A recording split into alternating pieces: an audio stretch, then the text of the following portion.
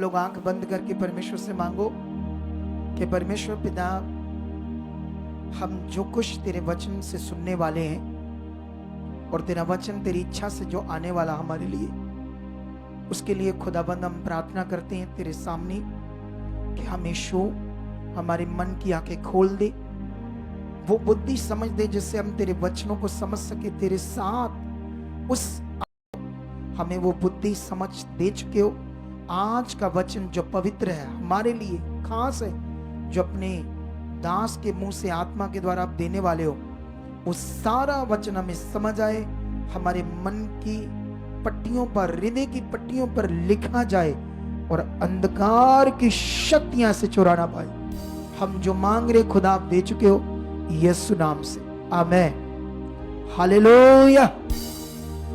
अपने बाइबल को पकड़ो और ऐसे हिलाओ ऊपर, और जिनके पास नहीं है उनके सामने ज्यादा हिलाओ और बोलो, देखो देखो मेरा वचन, मेरी कीमती चीज मेरा वचन, ताकि वो थोड़ा थोड़ा सड़े जले, दिमाग में कुछ बातें रखे कि हमारे पास क्यों नहीं ये पवित्र वचन। हालेलुया। इन दिनों में मैं जब परमेश्वर का वचन दानियल की बुक पढ़ रहा था, तो मैंने जब दानियल के जीवन को देखा, जब मैंने शद्रक मेशक अबेदनगो के जीवन को देखा,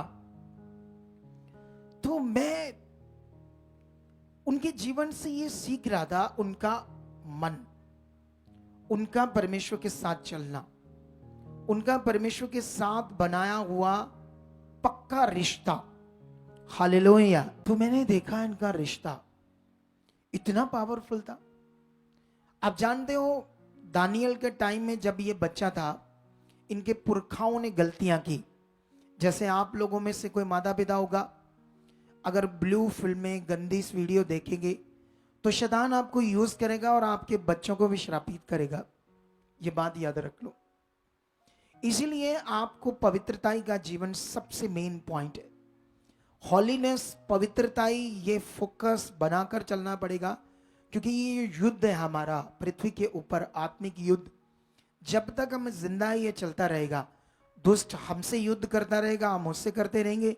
ये युद्ध है एक आत्मिक युद्ध, मन में आत्मिक युद्ध, जिसमें आपने परमेश्वर के साथ चलना, उसने आपको आगे पीछे करना है। अगर आप आगे पीछे होंगे तो वो आपको डाइवर्ट करेगा, आपको परमेश्वर से दूर करेगा, आपको शरीर में ले आएगा, फिर आप गलतियां करोगे, आपको गुस्सा आएगा, आप क्रोध करोगे, चिड़चिड़े हो जाओगे, अजीब तरह का आपका जीवन हो जाएगा। आपकी बुद्धि में वो काम करेगा शैतान, आपको बिल्कुल भी समझ नहीं आने देगा कि आप क्या कर रहे हो। खाओं की गलतियां, जो उनके बाप, मतलब जो उनके पुरखा लोग थे, वो हमेशा यहोवा के साथ खराई से नहीं चल रहे थे। हमेशा वो आगे पीछे चल रहे थे, परमेश्वर के वचन को तोड़ देते थे, बुद्धि लगाते थे, अपनी मर्जी करते थे, शरीर की चीजें करते थे। और जिसकी वजह से वो एक टाइम में दूसरे देश का राजा, उसका था नबूकदनेस्सर राजा, उसके द्वारा शैतान ने इनके देश को क्या बना लिया? गुलाम। हालेलुया। कितने लोगों को वचन समझ आ रहा है आज? तुम्हें वचन को पकड़ना होगा, बात को समझना होगा, क्योंकि ये वचन आपके लिए जीवन की चीज है। ये आपके लिए एक डायरेक्शन है, राइट डायरेक्शन, जिससे तुम राइट परमेश्वर के साथ चलकर जय के उत्सव में खुशी मनाओ और जीत पाओ। हालेलुया। समझ आ रही है बात? तो यहां पर क्या हो रहा है? यहां पर जब ये नबूकदनेस्सर राजा इनको गुलाम बना लेता, बेबीलोन का राजा था वो, उसने क्या किया? इज़राइल को गुलाम बना लिया, इज़राइली लोग गुलाम हो गए। तो उसके बाद कुछ मारे गए, कुछ बंदी हो गए। तो उसने क्या किया? राजा के पास अब शैतान उसे यूज कर रहा है। तो शैतान ने राजा को बुद्धि दी है ना, काफी सारी उल्टी पुल्टी।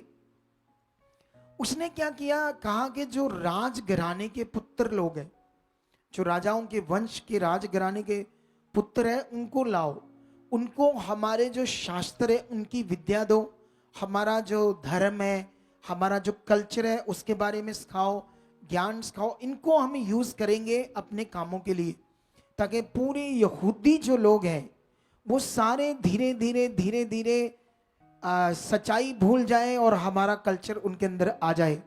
ये कल्चर जो बनते हैं, धर्म, ये मनुष्यों की चीज है। सच्चाई अलग चीज है जो तुम्हें पकड़नी होगी। तो ऐसा हो रहा था।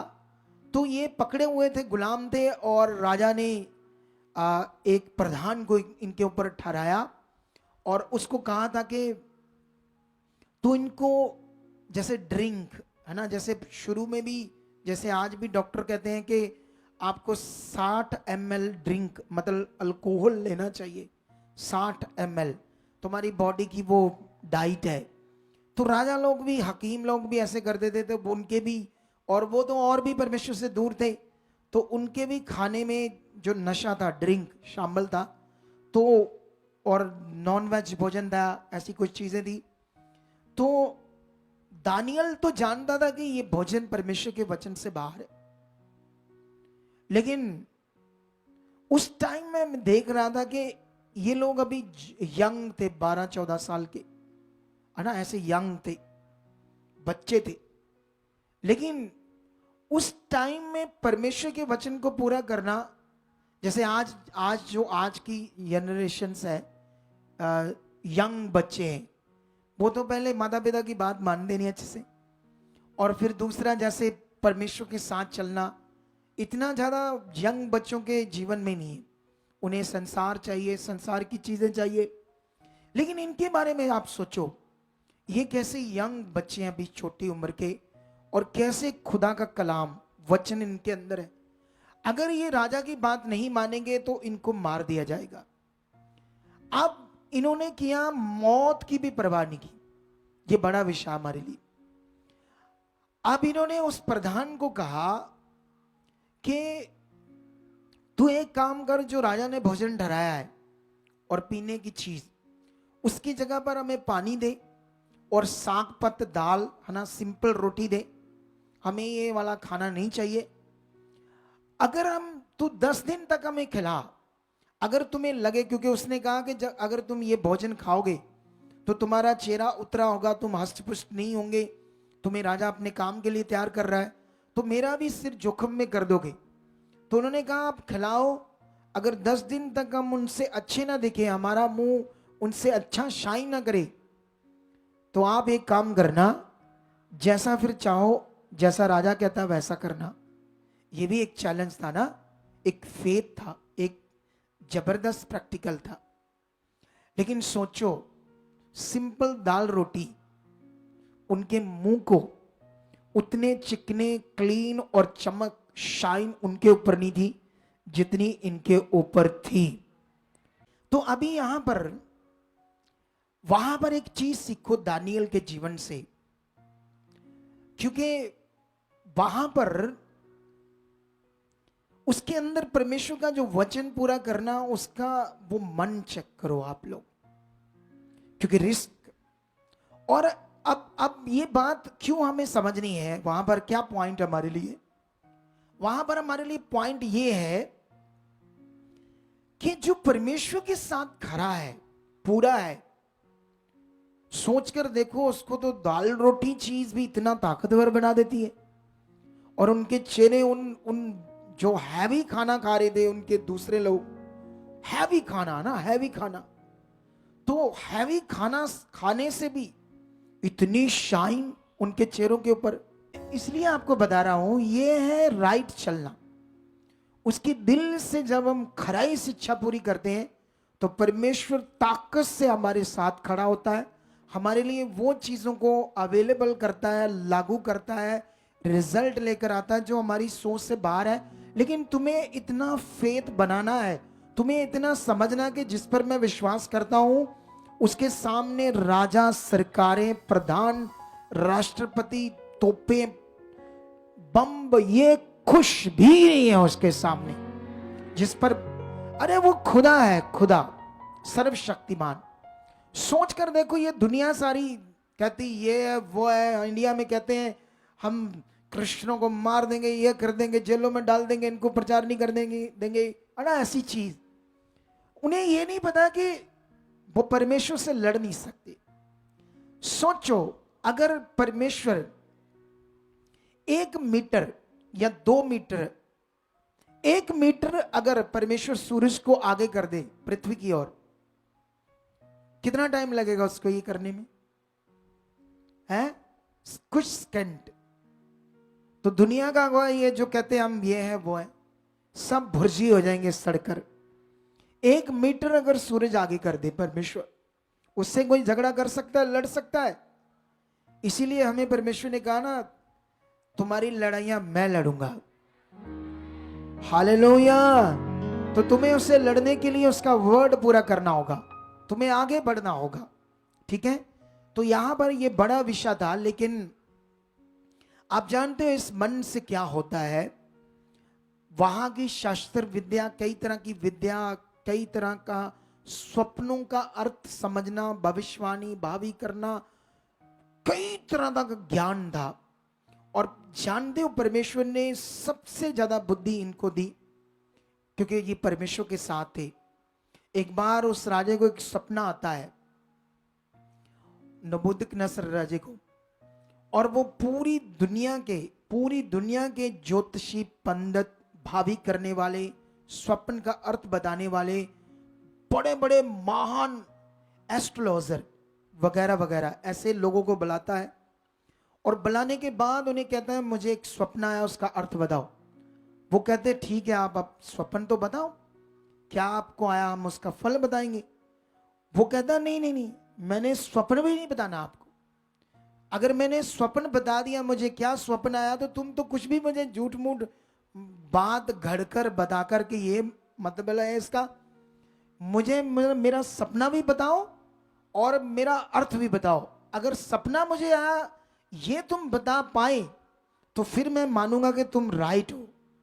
वो कहते हैं ये तो पृथ्वी पर पॉसिबल ही नहीं है, आज तक दुनिया में ऐसा कोई पैदा ही नहीं हुआ कि ऐसे कोई कर सके, ना कभी हुआ, ना कभी दुनिया में ऐसी किसी राजे ने ऐसे ज्योतिषियों से, भावी करने वालों से, अर्थ बताने वालों से ऐसी कोई बात की है। उसने कहा मैंने पहले से ये आज्ञा निकाल दी है कि जो नहीं मेरा अर्थ बता पाएगा स्वप्न के साथ, उनको मार दिया जाएगा, खत्म कर दिया जाएगा, उनके घर फुकवा दिए जाएंगे। और वो उसने शाही मोहर लगा दी, और उसने एक प्रधान है उसको बोल भी दिया कि जाओ, जाकर जितने भी वो क्या कहते हैं पंडित हैं, सब हैं, उन सबको क्या कर दो, खत्म कर दो, ठीक है? और वो शुरू हो जाता है ये काम के लिए। उसका नाम था अरियोक, उस प्रधान का नाम, ठीक है? सुनो तो देखो ध्यान से। लेकिन यहां पर सोचने वाली बात क्या है आपके लिए, विश्वास करने वाली बात क्या है? अब ये भी उस कैटेगरी में आते हैं, दानियल, शद्रक, मेशक, अबेदनगो, परमेश्वर के बच्चे, और अब इन्होंने भी मरना है, क्योंकि सबके लिए वो आज्ञा निकल गई है। और जब दानियल को ये पता चलता है तो वो अरियोक से बात करता है कि कुछ टाइम दे मुझे, कुछ टाइम दे, मैं बताऊंगा आपके राजा का स्वप्न भी और उसका फल भी। और ये किसके पास जाता है? और शद्रक, मेशक, अबेदनगो को भी कहता प्रे करो, परमेश्वर के सामने जाओ कि आज रात राजा का सपना और उसका अर्थ परमेश्वर हमें बताए। हालेलुया। और ये जब रात को जाता है, प्रेयर करते हैं, और परमेश्वर उन्हें राजा का जो सपना आया वो और उसका फल सारा दानियल को बताता है, जो पूरी पृथ्वी पर किसी के पास भी पॉसिबल नहीं था। आप अगर शुद्ध मन से परमेश्वर के साथ चलोगे तो परमेश्वर पक्षपात नहीं करता, हो सकता आपको भी ऐसी चीज करवाए। बोलो, दुनिया में क्रिश्चियनिटी के अंदर मैं अगुआ हूं, और मैं कभी नहीं कहूंगा कि मैं सब कुछ हूं और तुम जीरो, तुम कुछ भी नहीं हो। ऐसा क्रिश्चियनिटी नहीं है। क्रिश्चियनिटी दुनिया में एक सबसे बड़ा आत्मिक विषय है। परमेश्वर किसी के साथ पक्षपात नहीं करता। सवाल अब है तुम्हारा मन, सवाल अब है तुम्हारा दिल, कि तुम कितनी पकड़ कर रहे हो, तुम्हारा ध्यान कितना है, तुम कितना वचन के ऊपर चलने के लिए मन बना रहे हो, कितना तुम सोच रहे हो परमेश्वर के साथ अपनी सच्ची जिंदगी को, आत्मिक जिंदगी को जीने के लिए। तुम नियम में हो, तुम्हारा मन धन के ऊपर है, पैसे के ऊपर है, चीजों के ऊपर है, तुम पैसे के लिए जी रहे हो, पैसे है तुम्हारा जिंदगी का मेन मकसद और फोकस है, तो तुम कुछ भी नहीं हो फिर। हालेलुया। हमने बाइबल के अंदर उन लोगों को देखा जो जीरो थे, जो एक मजदूरी करते थे, परमेश्वर ने उन्हें बड़ी बड़ी राजाओं के राज गद्दियों के ऊपर बैठा दिया। ठीक है, लेकिन ऐसा है परमेश्वर, तुम्हें इसलिए अपने मन को अच्छा करना है, तुम्हें आगे बढ़ना है, तुम जो यहां से सीख रहे हो उसको वफादारी से करना है। ठीक है, लेकिन यहां पर सोचो, जब वो राजे को उसका सपना और उसका फल मतलब अर्थ बताता है, पूरा बाइबल में लिखा, वो तो नहीं मैं तुम्हें बताऊंगा, खुद पढ़ना दानियल की पुस्तक जिन्होंने नहीं पढ़ी। ठीक है, लेकिन मैं तुम्हें बताता हूं जब वो बताता है तो क्या होता है, वो सीन थोड़ा सा पढ़ाता हूं मैं। जब राजा को पूरा बताता है, वो सीन है 2:46। क्या लिखा यहां पर, इतना सुनकर नबूकदनेस्सर राजा ने मुंह के बल गिरकर दानियल को दंडवत किया और आज्ञा दी कि उसको भेंट चढ़ाओ। जैसे वो सुनता उसके सामने दानियल के पैरों पर दंडवत करता है एक राजा। परमेश्वर आज मुख्यमंत्री प्रधानमंत्री को तुम्हारे चरणों के सामने गिरा सकता है, वो ऐसा खुदा है। क्या तुम मनुष्यों से, सरकारों से, दुनिया से डरते हो या खुदा से डरते हो? अगर हमने डरना है तो किससे डरना है? उसका भय रखना है, मनुष्यों का नहीं। पाप से बचो, शरीर की बातों से बचो, चुगली से बचो, निंदा से बचो, विरोध, शारीरिकता, इन बातों से बचो, क्योंकि ये दुष्ट के अंग है, ये दुष्ट के गुण है। अगर हमारी जिंदगी में होंगे तो हम परमेश्वर के उन कामों को, बातों को देख नहीं पाएंगे जिसके लिए हम बुलाए गए। लेकिन यहां पर राजा को दंडवत करता है, दानियल के चरणों में गिरता है और कहता है इसको भेंट चढ़ाओ, इसके सामने सुगंध वस्तु जलाओ। मतलब ये नॉर्मल नहीं, ये तो भगवान के टाइप है, ये तो ईश्वर की तरह इंसान है। और उसके बाद कहता है, फिर राजा ने दानियल से कहा, सच तो यह है कि तुम लोगों का परमेश्वर सब ईश्वरों का ईश्वर और राजाओं का राजा और भेदों का खोलने वाला है, इसीलिए तू ये भेद प्रकट कर पाया। तब राजा ने दानियल का पद बड़ा किया और उसको बहुत से बड़े बड़े दान दिए और ये आज्ञा दी कि वह बेबीलोन के सारे प्रांत के पर हाकिम और बेबीलोन के सब पंडितों और मुख्य प्रधान बने। हालेलुया। ये खुदा की पावर है। खुदा एक नॉर्मल मनुष्य को भी बड़ा कर सकता है। किसको कर सकता है? नॉर्मल मनुष्य को। अब जानते, मैं एक वचन पढ़ाता हूं आपको और यहां से आपके लिए। ये देखो क्या लिखा है, एक वचन ये लिखा है 4:17, इसी दानियल की पुस्तक। यह आज्ञा पहरुइयों के निर्णय से और ये बात पवित्र लोगों के वचन से निकली कि जो जीवित है वह जान ले के परम प्रधान परमेश्वर मनुष्यों के राज्य में प्रभुता करता है और उसको जिसे चाहे उसे दे देता है, और वह छोटे से छोटे मनुष्य को भी उस पर नियुक्त कर देता है। हालेलुया।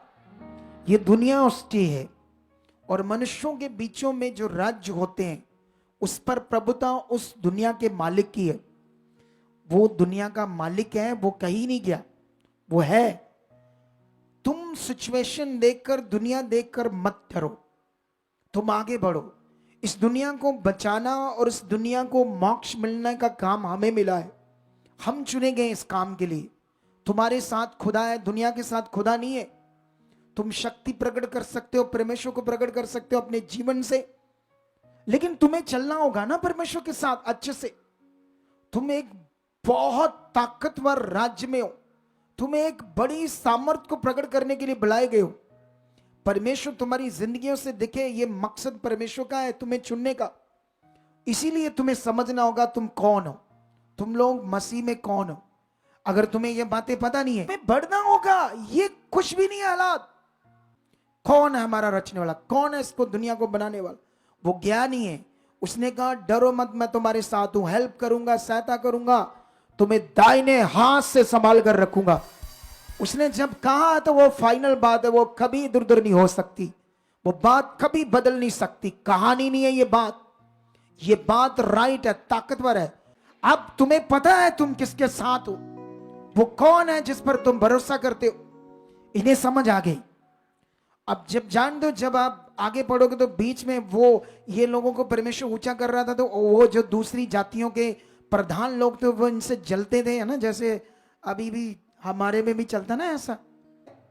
अरे प्रेम करो हर एक से और आगे बढ़ो खुदा के साथ। ऊंचा करने का काम खुदा का है, मनुष्यों का नहीं है। वो तुम्हें दुनिया में आगे लेकर जाएगा जब तुम उसके लिए जी रहे हो।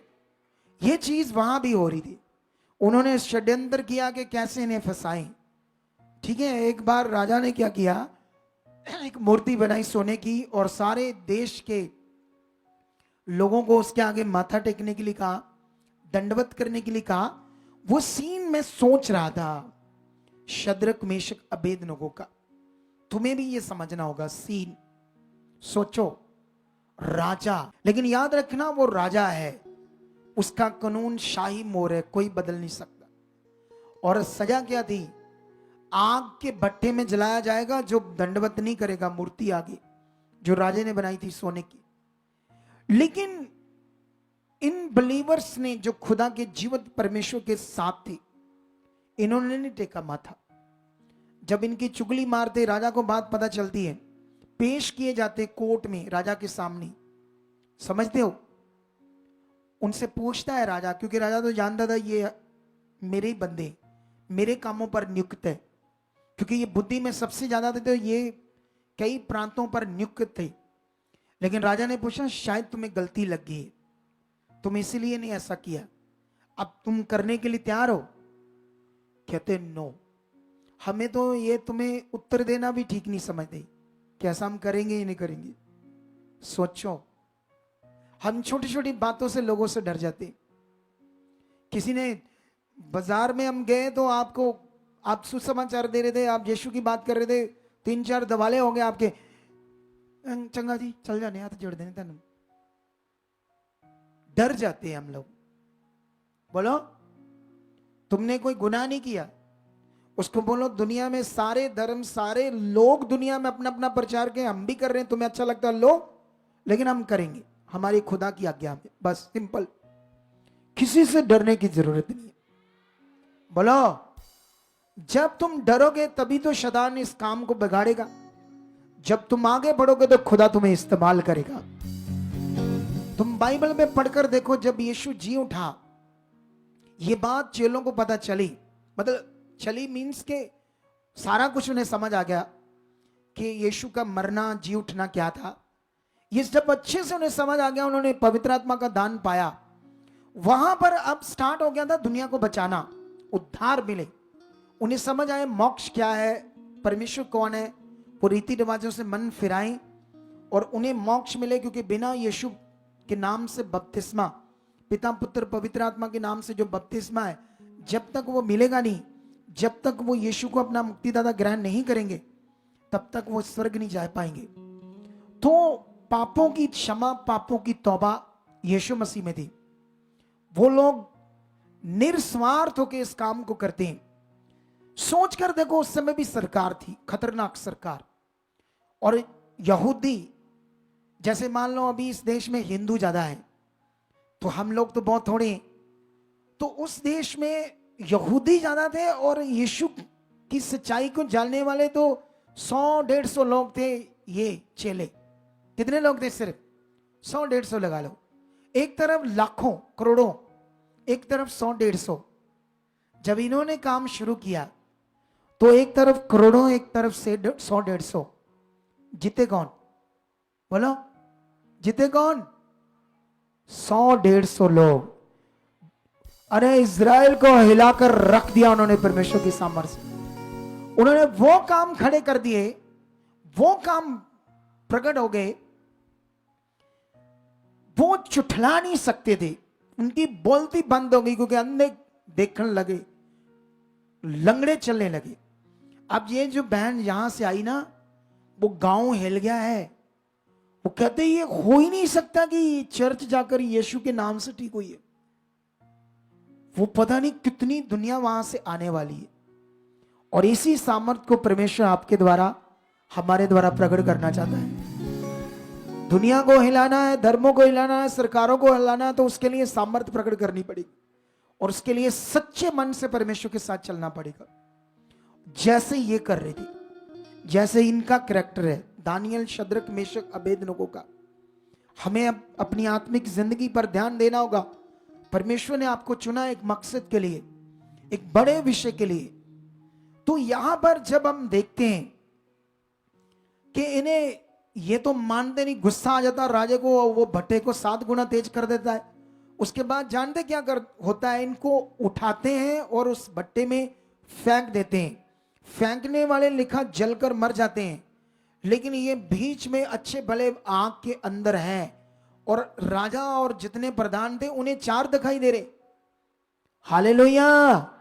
क्या दिखाई दे रहे थे? फेंके 3 और दिखाई कितने दे रहे थे? और जानते क्या होता, मैं एक वचन पढ़ाता हूं तुम्हें यहां से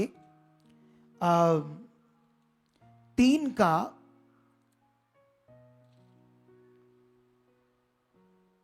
26 से पढ़ते हैं। क्या लिखा?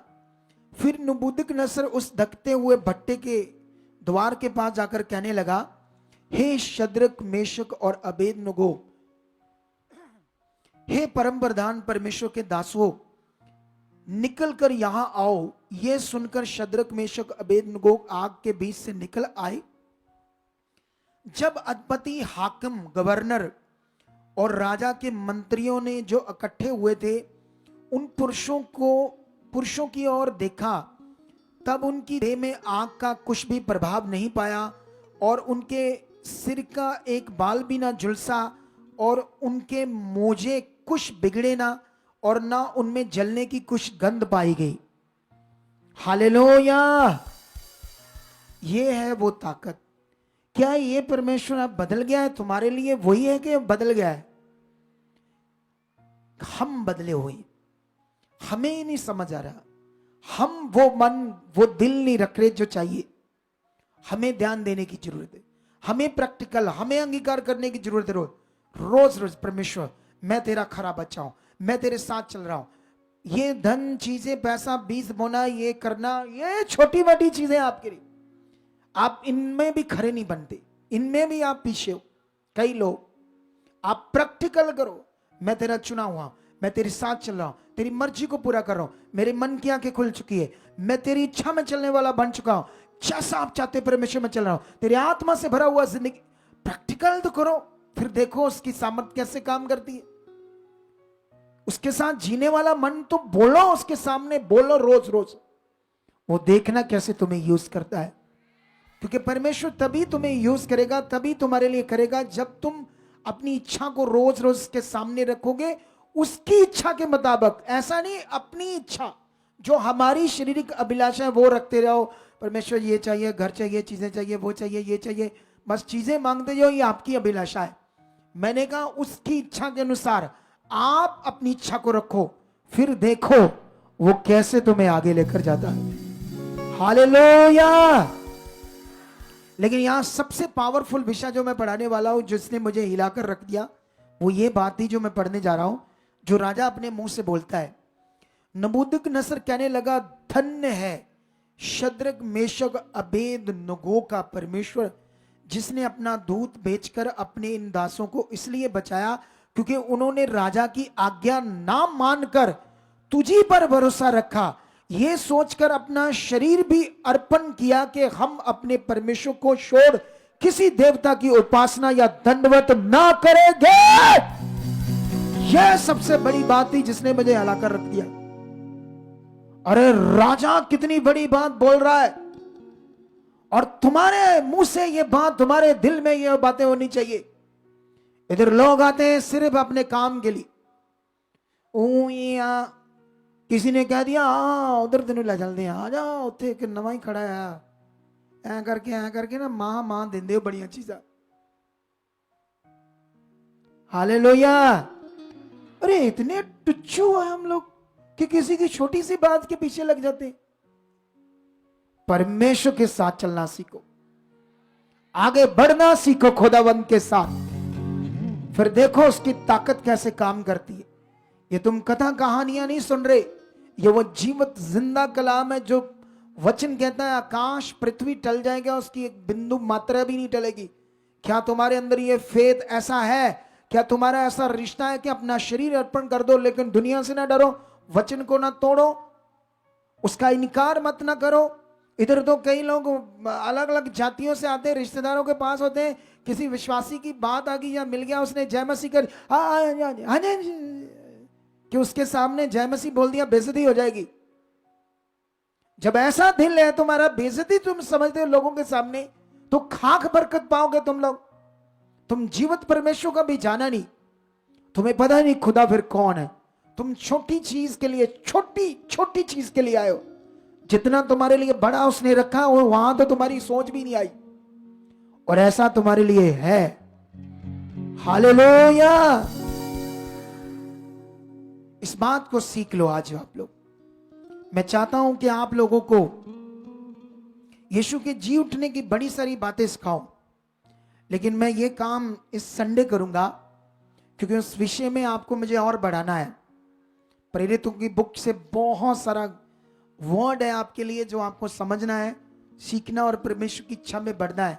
अरे राजा बोल रहा है, राजा ये बातें कर रहा है, कहता धन्य है ये परमेश्वर के दास। कहता वाह, इन्होंने अपने परमेश्वर की बात और आज्ञा को माना है, राजा की बात को नहीं माना और अपने परमेश्वर की बात को पूरा किया है, ना कि किसी देवता के आगे दंडवत किया है। ये वो इतनी बड़ी बात करता है। हालेलुया। इसलिए हम सबको आगे बढ़ना है, परमेश्वर की इच्छा में बढ़ना है।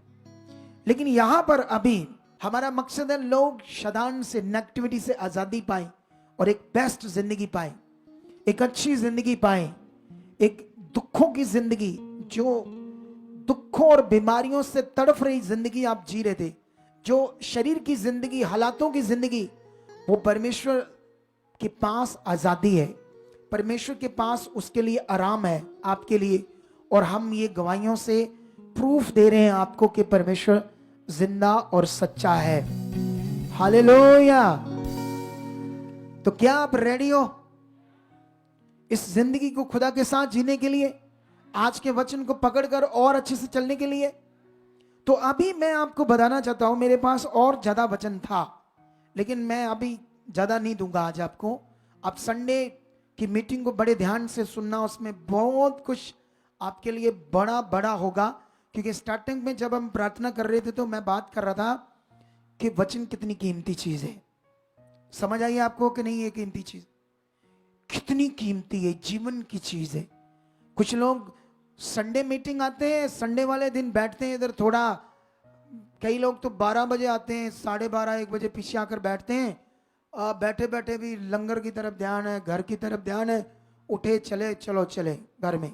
बस क्या वचन हुआ, क्या सिखाया खुदाबंद ने, क्या अनमोल चीजें, बातें जीवन की पकड़ नहीं करती। कुछ लोग वीरवार की मीटिंग सुनना छोड़ो, रील्स, फोन पकड़ते हैं, 1 घंटा 2 घंटे रील्स देखते रहते, फालतू वीडियो।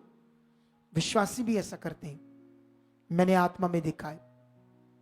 फोन पकड़ते हैं, 2 घंटे रील्स देखते हैं, कॉमेडियन फलानी ढींगड़ी वीडियोस देखते रहते हैं, टाइम वेस्ट करते हैं लेकिन वर्ड नहीं सुनते। वो रील्स देखने से तुम श्रापित होंगे, हालातों में फंस जाओगे। खुदा का कलाम देखने से, सुनने से तुम बचोगे, हालातों से आगे बढ़ोगे, जीवन पाओगे, बरकत पाओगे और अपने परिवार को सुरक्षित करोगे। हालेलुया। ये डिसीजन तुम्हें लेना होगा, तुम्हें ध्यान देना होगा। अगर तुमसे ऐसा होता नहीं तो अंगीकार करना होगा।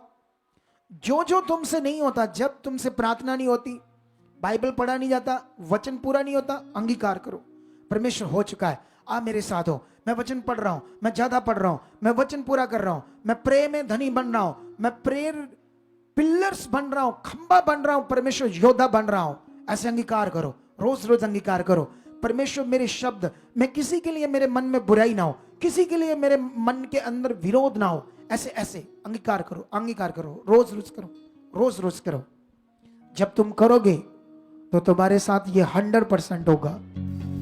हालेलुया। तुमने जो मंडे आपको मैं बताने वाला वीडियो, और उसमें ये संकल्प करना कि 10 लोगों को, चाहे रिश्तेदार हो कोई भी हो, डिटेल से उसे समझाना है और उन्हें आगे बोलना है कि पूरे इंडिया में आगे 10-10 लोगों को यह बात समझाओ कि हमारे देश में क्या होने वाला है। ये बड़ा जरूरी है हमारे लिए, क्योंकि ये सब मनुष्य जो इस देश में, उनका बचाव के लिए करना है। क्योंकि ये जो तानाशाही होती है किसी के नहीं बनेंगे।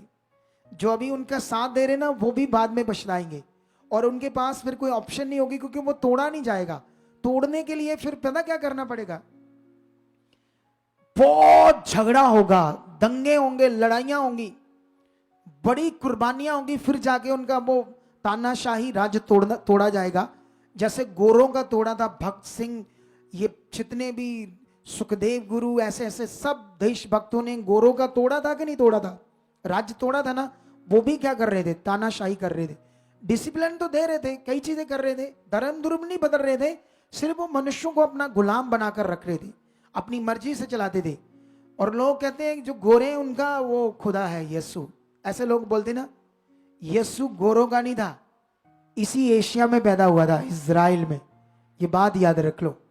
तुम एशियन लोग हो, यीशु भी एशिया में पैदा हुआ था। गोरे लोग भी एक दिन यीशु को समझकर यीशु को ना अपना जीवन बचाया है उन्होंने। मुस्लिम बचा रहे, हिंदू बचा रहे, सब बचा रहे, और आगे बचाने का काम तुम्हें दिया गया है। हालेलुया। तो बड़ा लड़ना पड़ेगा लोगों को, जाकर फिर पता नहीं कितनी मौतें लाखों होंगी, कितना जबरदस्त प्रदर्शन करना पड़ेगा, फिर तानाशाही टूटेगी। तो इससे पहले उसको बनने ही ना दो। बोलो, इससे पहले आओ प्रेयर करें खुदा के आगे पूरे देश के लिए, और परमेश्वर पावरफुल है, वो कर सकता है अगर आपकी प्रार्थना में पूरा विश्वास है, ताकि दुनिया का भला हो, दुनिया बचाई जाए और इस देश में सब लोग चैन और शांति के साथ रह सकें और लोगों का भला हो। हालेलुया। यह है हमारा मिनिस्ट्री का हेल्पलाइन नंबर।